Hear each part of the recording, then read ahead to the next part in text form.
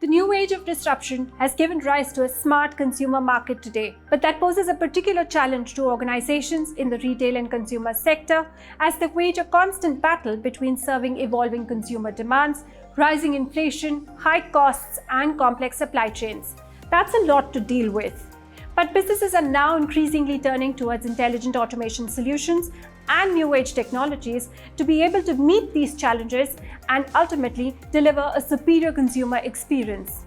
Hello everybody, I am Disha Thadani, and joining me today is a very seasoned panel, and they're going to talk to us more about how organizations in the retail and consumer sector are reinventing themselves through intelligent automation solutions. Please join me in welcoming Sumit Srivastav, partner and leader at the Intelligent Automation Practice at PwC India, Ravi Kapoor, partner and leader of the retail and consumer sector at PwC India, and Vivek Sharma, joining us from Unilever, Global Head of Hyper Automation. Ravi, if I can begin with you today. As the leader of the retail and consumer sector and having dealt with various organizations, what in your view are some of the emerging trends that you're seeing within the sector, and what are the imperatives that the organizations have to deal with to become future ready? Thanks, Disha. I think India's consumption story is on an inflection point. We have done, as PwC, a fairly detailed research on the consumer sentiments of Indian consumer. It's called the Global Consumer Insight Survey, India Cut.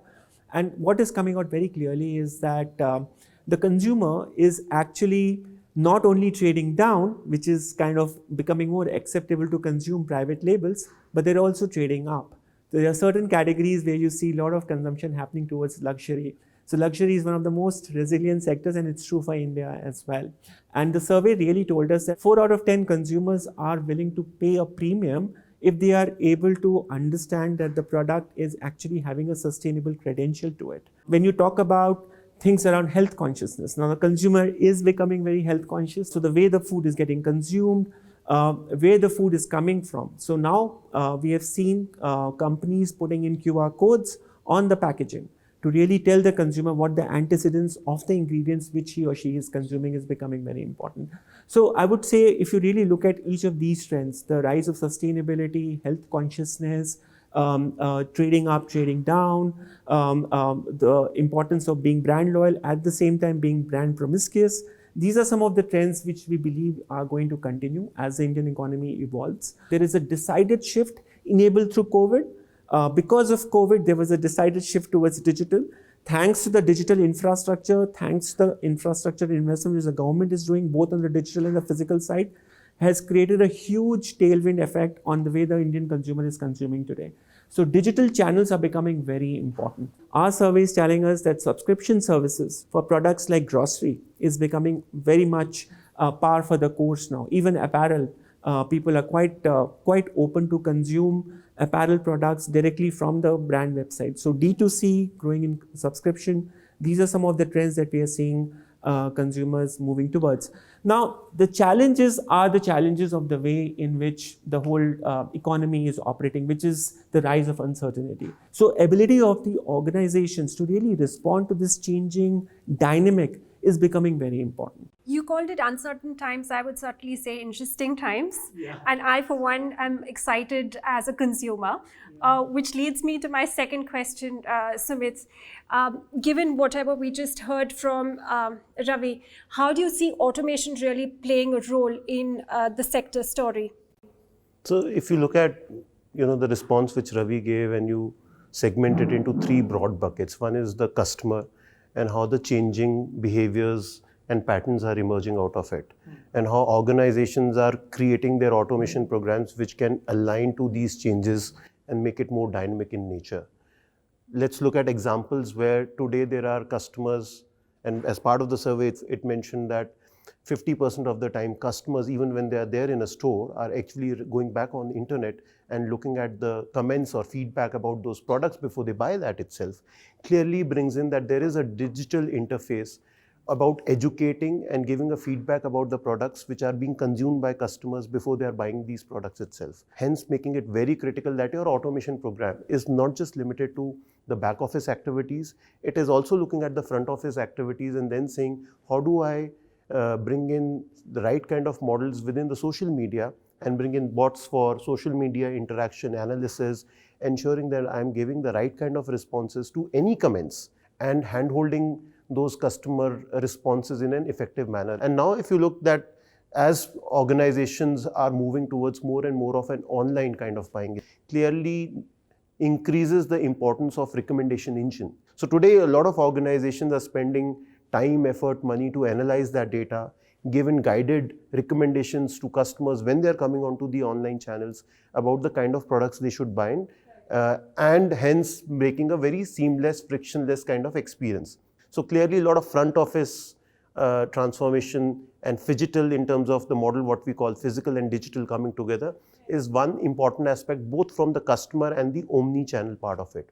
The second piece is around the capability part, and as Ravi mentioned, the capability is not just limited to your production, but also the ecosystem. So the automations program today are actually making it more inclusive in terms of a business integration and automation kind of solutions. How do I bring in data-driven insights in terms of better demand forecasting and production? How do I do the right kind of, I would say, goods movement, optimization of the route cycle which I'm going to take to ensure that the products are reaching to the end customers in the fastest possible time. So clearly, I think so, the entire landscape of automation is getting more inclusive, and business integration and automation is clearly the need of our organizations are leveraging this. So thank you for that very interesting response.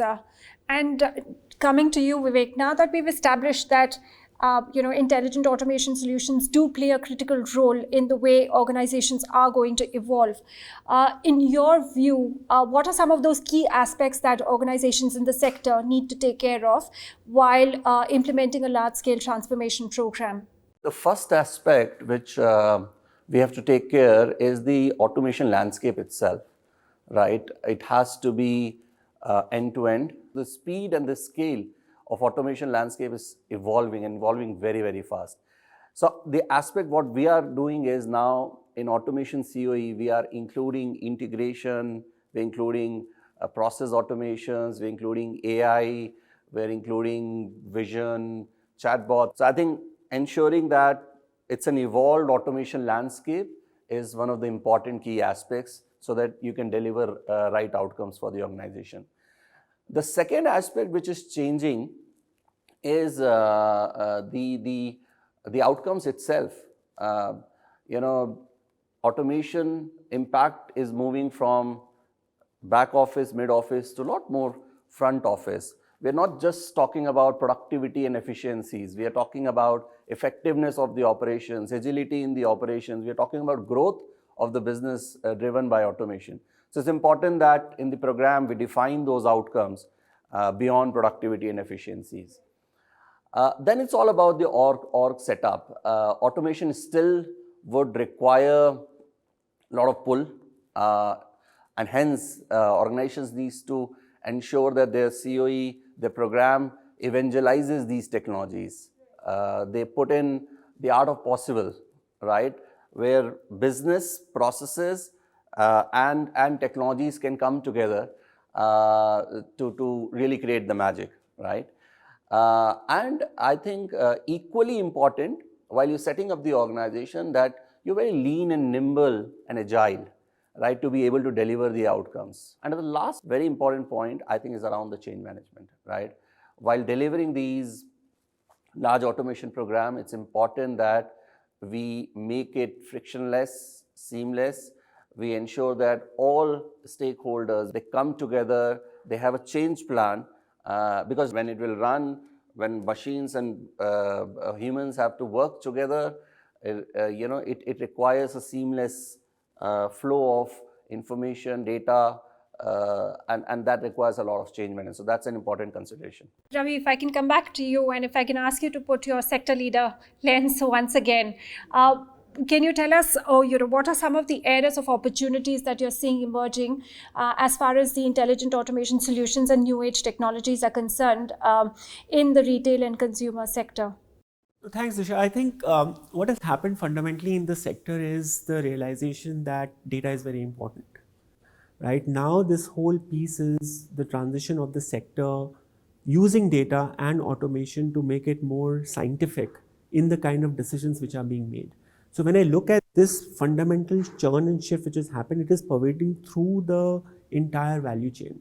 And I must start off with the most important value adding part of the entire consumer products value chain is making sure that the product is available at the right place, right time, right quantity, at the right price. When you go a bit down into the value chain is the ability of the system to respond in greater agility. So creating digital twins, which is coming in from aerospace industries, is now also becoming possible in the consumer industries. When I move further down, I think it's very important that to understand that you need to be making sure as a brand that you are available where the consumer wants you to be. And again, automation is going to play a very, very important role in that. We are launching applications for retailers to order it from the organizations directly. So if you look at the plethora of all the digital applications now in the hands of consumers, ability to process that information to not only drive availability, but to drive trends, understand what my new product pipeline should look like, is again something which the organizations needs to constantly process. Last but not the least, I would say, and I touched upon it earlier as well, that uncertainty is increasing, right? So your entire risk management capability becomes increasingly important. So it's very important that we have got robust control systems in place. But more often than not, it's all based on machine and data and taking effective decisions, because that's going to separate you from actually getting your operating model right in this very competitive world that we have in consumer product organization. Continuing from where Ravi left off, Vivek, in your view, what are some of the biggest challenges that automation poses, while organizations drive their programs, and how do organizations overcome them? I think the first one for me is the technology has evolved. We know how to automate, but there is a challenge around what to automate, and sometimes even should we automate it or not. And then the whole challenges around controls, governance, ensuring responsible AI, it's should we automate or not, right? So that's the first aspect. The second thing, what in my view has happened, if you look at larger technology trend, every company has gone ahead and implemented, right, an end-to-end ERP and large technology implementation. What's happening with those technology implementation, there is still a lot of digital gaps which are left behind. And I feel automation technologies has potential to bridge those gaps, right? And hence liberate our people to do a lot more value-adding stuff, right? But to land that at scale and deliver end-to-end large business outcome at scale is another challenge I would say automation programs have, right? So how do we join all the dots, take one operations or multiple processes together and land the end-to-end impact is a real challenge. And I'm sure every company, every industry is trying to solve that. So that's the second aspect. And I think I touched upon earlier, change management. You can have great technology, you can have a lot of investments, but if you don't get the change management right, it's not going to land, right? So how do we ensure that human-bot continuum is thought through properly and then executed on the ground is another point to be focused upon. So wrapping up the conversation, Sumit, and coming to you, where do you see the future of automation really going in the retail and consumer sector? If you look at the trends, changing customer behaviors or patterns, disruption in the supply chain, making it more agile and dynamic, and the cost pressures. If you see how automation is being able to answer some of these key asks, but today there are technologies which can help you not just look at the transaction data, but also the interaction data which is there within the organization. And automation initiatives should take into account both the transaction data and the interaction data. So how do I look at both these data sets, create the work graph at an employee level, and then look at the art of possible leveraging the technology stack available for me. And again, the technology stack today is not just limited to the RPA, OCRs, but also includes cognitive automation to conversational AI to generative AI. And along with that, the business integration layer, which is also very important to have a workflow kind of model to connect various systems together to deliver the intelligence in the solutions what we are designing and developing from an automation standpoint. So that's the first part of it. The second thing what we are also seeing is that the automation is not just getting limited to the front to middle to back office, but it has moved from process to plant. And in the retail and consumer sector, the plant automation is also becoming a critical part, and many times you are looking at very holistically to say how you are bringing in smart factory designs and executing that, how you are doing a warehouse automation to ensure that I am able to optimize the entire supply chain model very effectively. How do I bring in the right kind of IoT sensors, data, information available and bake that into my planning, forecasting models itself. And the third aspect, which I also see coming out in a big way in the near future, is the combination of automation and analytics. Because as you bring in a automation layer, and what you are able to achieve is a near real-time data available for your organization, clearly then enables you to take some of the smart decisions from your business standpoint. And once you are able to analyze that data effectively using smart analytics, you can bake it into decision making to make your organization more resilient to the kind of disruptions which are happening. And while all of this is happening, it's very critical that organizations are training their workforce to understand these digital technologies and effectively bring it into their ecosystem.